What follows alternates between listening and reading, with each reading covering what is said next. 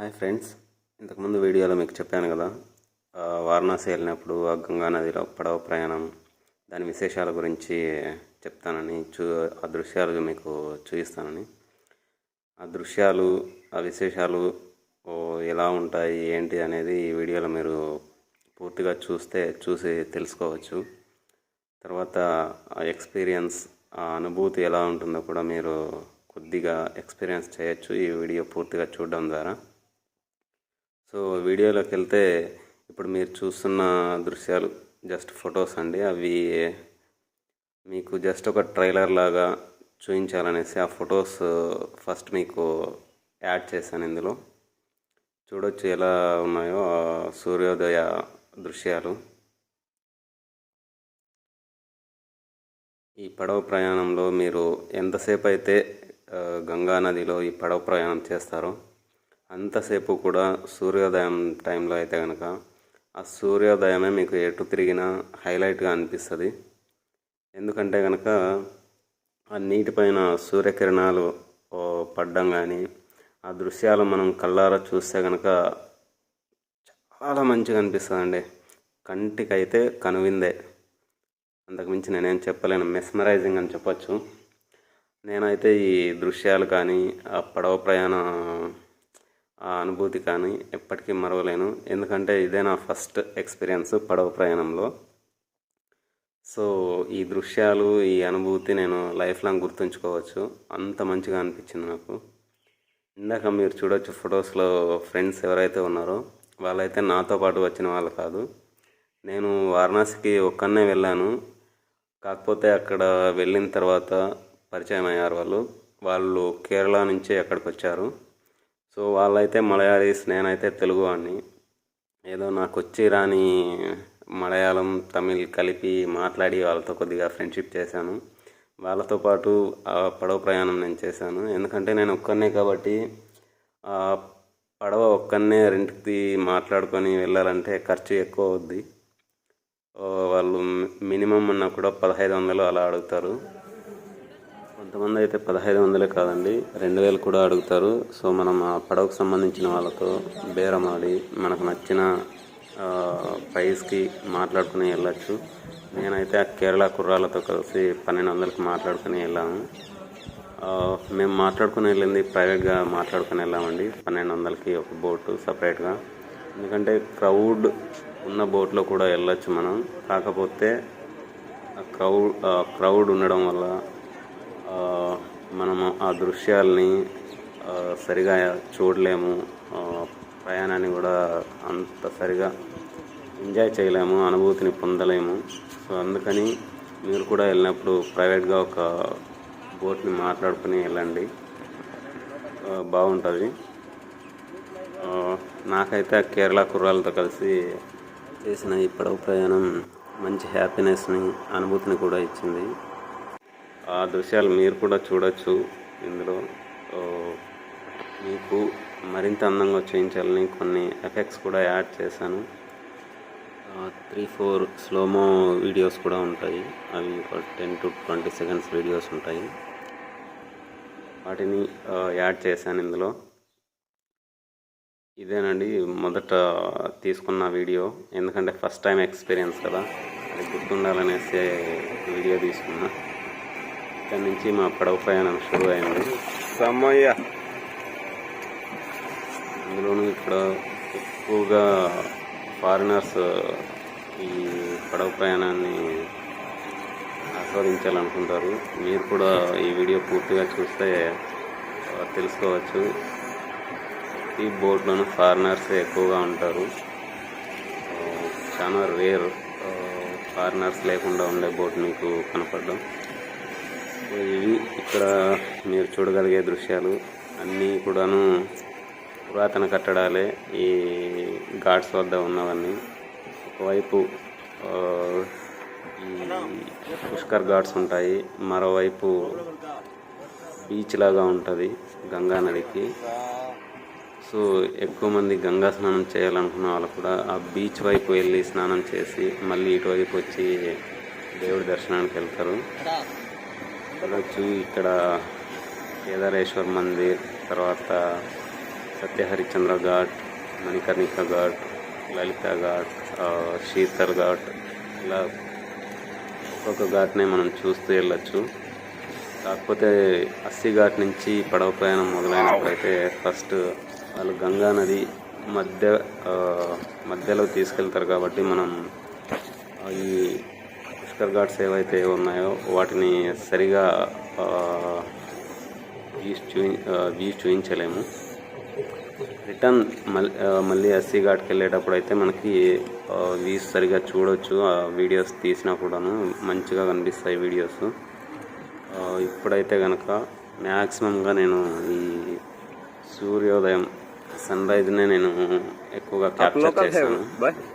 అక్కడక్కడ మనకి మంచిగా ఈ దేవాలయాలు ఎక్కడైతే ఉన్నాయో అక్కడ మాత్రమే నేను ఈ పుష్కర్ ఘాట్స్ క్యాప్చర్ చేశాను. ఈ పడవ ప్రయాణంలో హైలైట్ ఏంటంటే అండి, కొన్ని వలస పక్షులు ఇక్కడ గంగా నదిలో ఉంటాయి. ఆ వలస పక్షులది మరీ హైలైట్గా అనిపిస్తుంది ఈ సూర్యోదయంతో పాటు. ఎందుకంటే మనం ఏదైనా తిండి కనుక తీసుకొని వెళ్ళి చేతిలో పట్టుకుంటే వచ్చి తినడం, చేతి మీదే వాలి తినడం, అదంతా ఎక్స్పీరియన్స్ హైలైట్గా ఉంటుంది. మేమైతే మర్చిపోయి అనుకోకుండా సన్ రైజ్ టైంలో ఏమి తీసుకోకుండా వెళ్ళాము. గింజలు నేనైతే గనక అది ఆ పక్షుల గురించిన ఎక్స్పీరియన్స్ నేను మిస్ చేసుకున్నాను. అవి చేతి మీద వాలి తినడం ఇలాంటివి. సో నెక్స్ట్ టైం మీరు ఎవరైతే వారణాసికి వెళ్తారో, ఎవరైతే ఈ పడవ ప్రయాణం చేస్తారో వాళ్ళు ఎవరు కూడా ఈ ఎక్స్పీరియన్స్ని మిస్ అవ్వద్దు. ఎందుకంటే అలా హైలైట్గా అనిపిస్తుంది అది. మీరు ఈ వీడియో పూర్తిగా చూస్తే ఆ దృశ్యాలు కూడా చూడొచ్చు. వేరే వాళ్ళు కొంతమంది ఆ తిండిని తీసుకురావడం, వాళ్ళు ఆ నదిలోకి విసిరితే అక్కడికి వెళ్ళి తినడం, ఆ పక్షులు ఎగురుకుంటూ వెళ్ళి, లేదంటే కొంతమంది చేతుల మీద వాళ్ళు తినడం, ఇలాంటివన్నీ ఆ దృశ్యాలన్నీ కూడా మీరు చూడొచ్చు.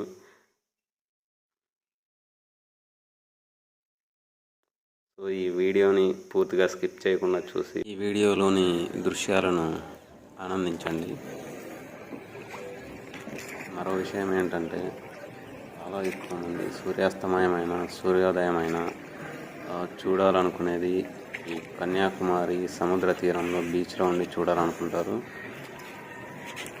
సేమ్ అదేవిధంగా అంతకు మించిన అనుభూతి ఈ గంగా నది తీరంలో, ఈ గంగా నదిలో పడవ ప్రయాణం చేస్తూ ఈ సూర్యోదయాన్ని ఆస్వాదిస్తే అంతకు మించిన అనుభూతి మనకి కలుగుతుంది. మీరు కూడా వెళ్ళినప్పుడు మిస్ చేయొద్దండి. ఖచ్చితంగా ఈ పడవ ప్రయాణం చేయండి. సూర్యోదయంలో కానీ సూర్యాస్తమయంలో కానీ భలేగా ఉంటుంది. సో ఇప్పటికైతే ఈ వీడియోని పూర్తిగా చూసి ఈ వీడియోలోని సినిమాటిక్ సీన్స్లా అనిపించాయి, ఈ దృశ్యాలు మీకు ఎలా అనిపించాయో నాకు కామెంట్స్లో చెప్పండి. తర్వాత నేను నెక్స్ట్ ఈ ప్రయాగ్రాజ్కి వెళ్ళి అక్కడ చేసిన పడవ ప్రయాణం గురించి, తర్వాత ఈ వారణాసిలో చూడదగిన ప్రదేశాలు ఏంటంటనే విషయాల గురించి మరో వీడియోని మీకు షేర్ చేస్తాను. హాయ్ ఫ్రెండ్స్, మరొక విషయం, ఈ వీడియోలో నేను ఎక్కువ శాతం సినిమాటిక్ మోడ్లో సీన్స్ని క్యాప్చర్ చేశాను. సో ఏ సీన్స్లో అయితే వాటర్ మార్క్ కానీ, నా నేమ్ కానీ, డేట్ కానీ, ఈ డివైస్ నేమ్ కానీ డిస్ప్లే అవ్వలేదు, ఆ సీన్స్ మొత్తం నేను సినిమాటిక్ మోడ్లో క్యాప్చర్ చేసినవే. సో ఆ సీన్స్ కూడా మీరు క్లియర్గా అబ్జర్వ్ చేసి దృశ్యాలు మీకు ఎలా అనిపించాయో కామెంట్స్లో చెప్పండి. ఎందుకంటే నెక్స్ట్ అప్లోడ్ చేసే వీడియోస్, తర్వాత నెక్స్ట్ ఎక్కడికైతే వెళ్తానో అక్కడ చిత్రీకరించే దృశ్యాలు మీ ముందుకు మరింత అందంగా తీసుకురావడానికి ప్రయత్నిస్తాను. మరింత అందంగా మీకోసం ప్రజెంట్ చేస్తాను నేను. ఇక్కడ మీరు చూస్తున్నారు కేదారేశ్వర్ మందిర్. ఇది కూడా చాలా బాగుంది చూడడానికి. లోపలికైతే మేము కూడా ఇంకా వెళ్ళలేదు. ఈ బోటింగ్ తర్వాత అన్ని దేవస్థానాలు ఒక్కోటే చూస్తూ వెళ్ళాలి.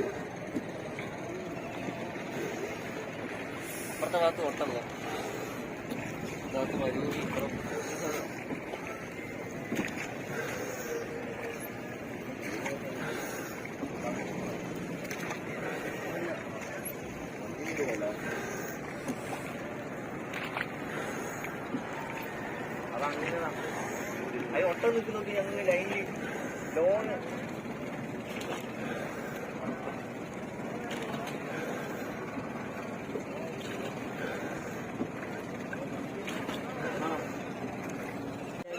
കൊടുത്തോ വടിയാട്ട് കൊടുത്തോ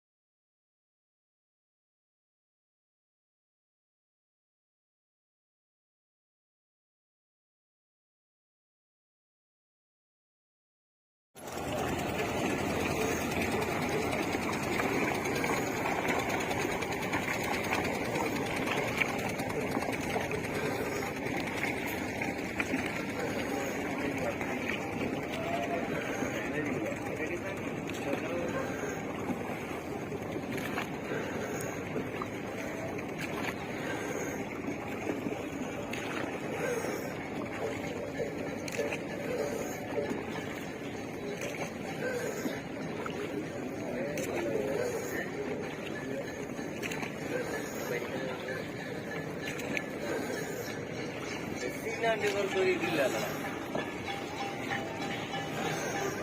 ഇപ്പൊ നടന്നടിക്കാൻ പറ്റില്ലല്ലോ അല്ല അങ്ങനെ മൂല്യം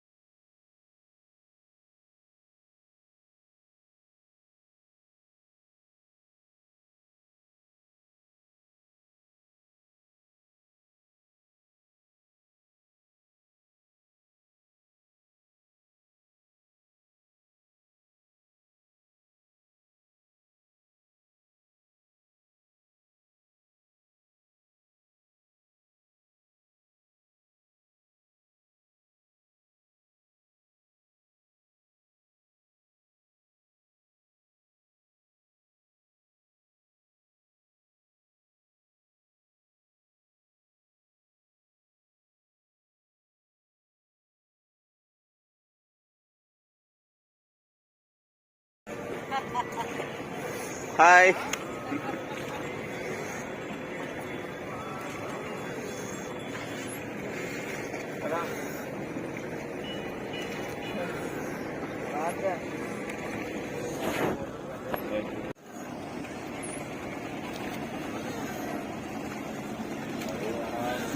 ఇదంతా చూస్తుంటే మంచి సినిమాటిక్ ఎక్స్పీరియన్స్ లా ఉంది.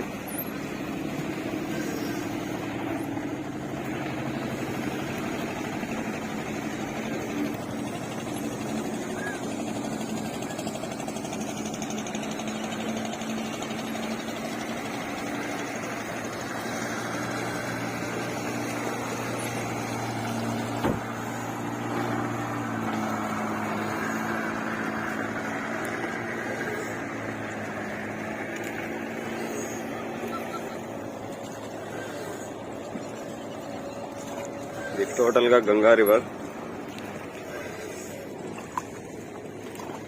మాక్సిమం ఇక్కడ సన్ రైజ్ హైలైట్ అవుతుంది ఎటువైపు చూసినా కూడా.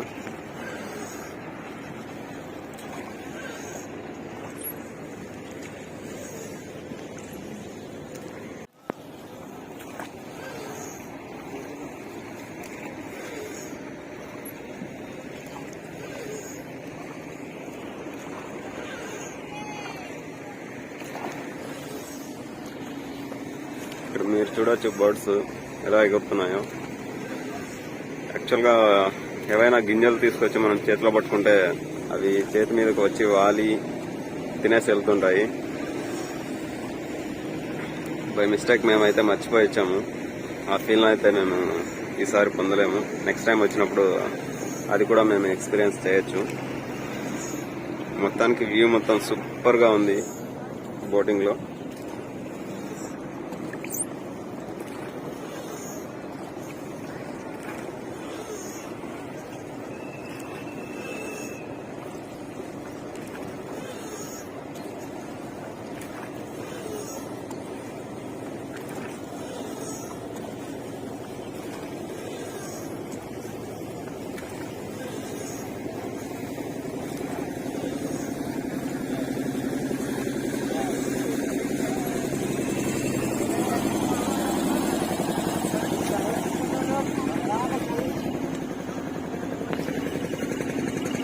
வாவ், லலிதா காட். ஏய், நேத்து நைட் வந்திருக்காமே இங்க, ஆனா உள்ளதான் போகல. இது மணிகர்ணிகா காட். ஓகே.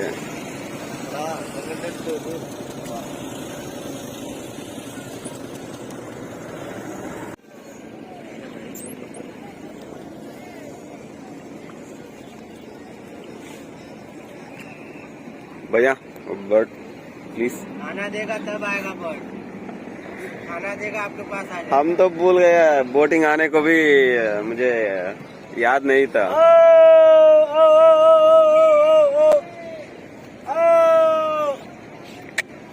वाव,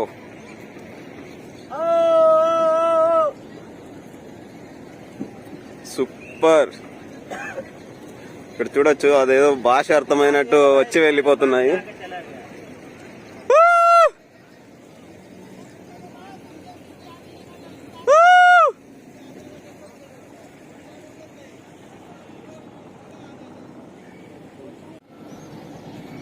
ఇది చూడొచ్చు మణికర్ణికా ఘాటు.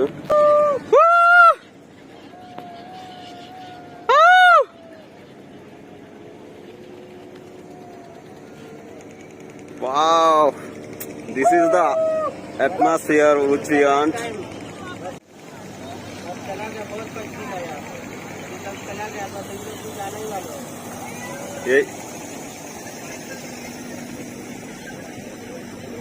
Wow.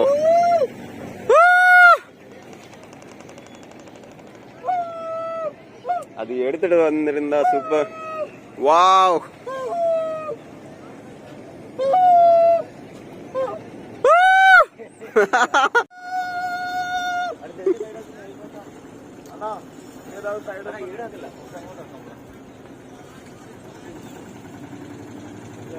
డైరెక్ట్ స్టెప్ లేరా ముడిపో.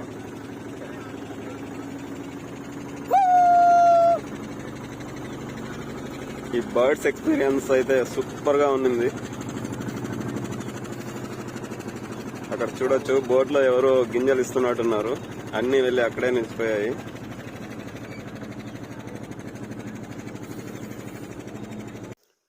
ఇప్పుడు మీరు చూస్తున్నది అయితే మణికర్ణికా ఘాట్. సో ఇక్కడే ప్రతిరోజు ప్రతి క్షణం శవదహన జరుగుతూనే ఉంటుంది. ఎక్కడెక్కడి నుంచో శవాలు తీసుకొని వస్తుంటారు. ఎందుకంటే ఇది మహాశ్మశానం వారణాసి అనేది. అందుకని ఇక్కడ కనుక చనిపోయిన వారి శవదహనం చేస్తే వారు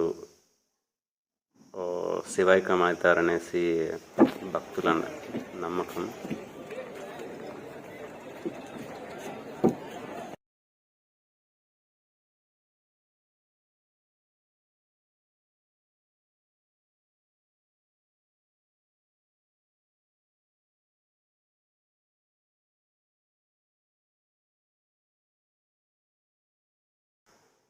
ఫైనల్గా ఇప్పుడు మీరు చూస్తున్నదే విశ్వనాథ మందిర్ కారిడార్ మొత్తం.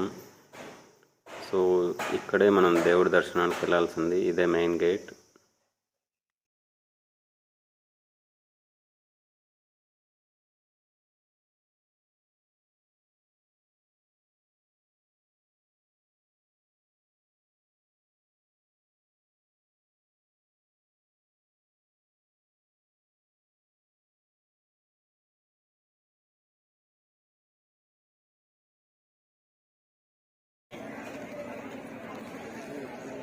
సో ఫైనల్గా